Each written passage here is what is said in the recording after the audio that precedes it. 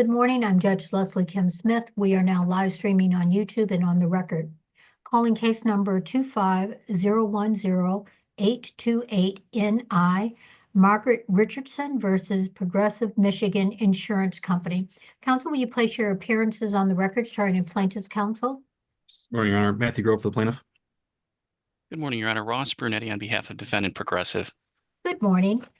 Today is the date and time scheduled for defendant Progressive Michigan Insurance Company's motion for summary disposition.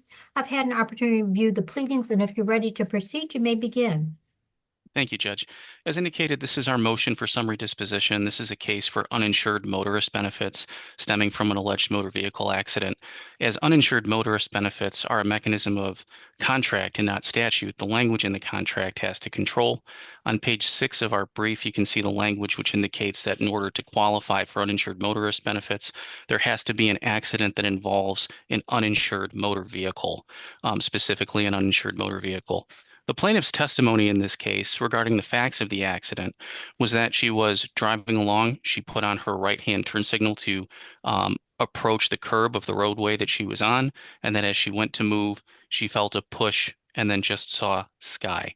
There is nothing in her testimony other than speculation and conjecture that can lead to any sort of inference that a motor vehicle was involved in the accident, let alone an uninsured motor vehicle.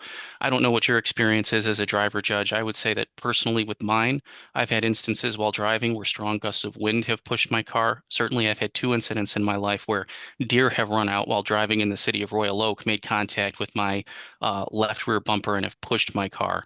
I don't think that there's any evidence in this case, again, beyond what's speculative or conjecture that the plaintiff can rely on to prove this case. And as such, we'd ask that our motion for summary disposition be granted. Right. And in response? Thank you. Plaintiff testified, like defendant said, that her vehicle was pushed from behind. Defendant further in their motion mischaracterized her testimony by claiming that she did not see any other vehicles on the roadway. While she didn't see the striking hit and run vehicle, she did testify that she recalls seeing vehicles behind her on the road prior to the accident. She further repeatedly told her medical providers that she was involved in a rear end accident, and the police report further indicates the same thing. This evidence taken in light most favorable to the plaintiff. I think it at least creates a question of fact as to what in fact struck her vehicle. You know, I'm sorry, I had an opportunity to view the response, and in the response you indicated that the police reports supports plaintiff's contention that she was pushed or struck from behind, but I thought in her deposition testimony she testified that she didn't speak to anyone at the scene. Well, Judge, she could be mistaken on who she spoke to at the scene. However, the police report does indicate that she was struck from behind. But they would have to get that from someone, right? Correct. Okay, all right. Is there a reply? yes, Judge, I would note that police reports aren't admissible as evidence in trial to prove the facts of the accident, and plaintiff never took the deposition of the police officer to see where that information came from. The statement of the officer is effectively hearsay. One other point I would make is certainly plaintiff can testify that there were other vehicles on the road, but she has to actually take the connecting step to say that it was a vehicle, an uninsured motor vehicle that made the contact with her and caused her to be involved in the accident. And again, there is nothing beyond speculation or conjecture to support that fact. All right. May the record reflect, I've had an opportunity to listen to oral argument. Plaintiff filed this action on July the 14th, 2025, seeking uninsured motorist benefits from defendant Progressive Michigan Insurance Company arising from a motor vehicle accident that occurred on September the 19th, 2024. Plaintiff alleges in her complaint that the accident was caused by the negligence of an unknown vehicle and driver. Defendant Progressive filed this motion for summary disposition pursuant to MCR 2.116C10, arguing there is no evidence of physical contact, either direct or indirect, with another vehicle. That pursuant to the terms of the policy, it provides that uninsured motorist coverage is defined as a hit and run vehicle whose owner or operator cannot be identified and which strikes the insured a vehicle occupied by the insured or a covered vehicle. Plaintiff testified in her deposition that she turned on her blinker and was changing lanes when she was pushed from behind, but never saw the vehicle that allegedly pushed her.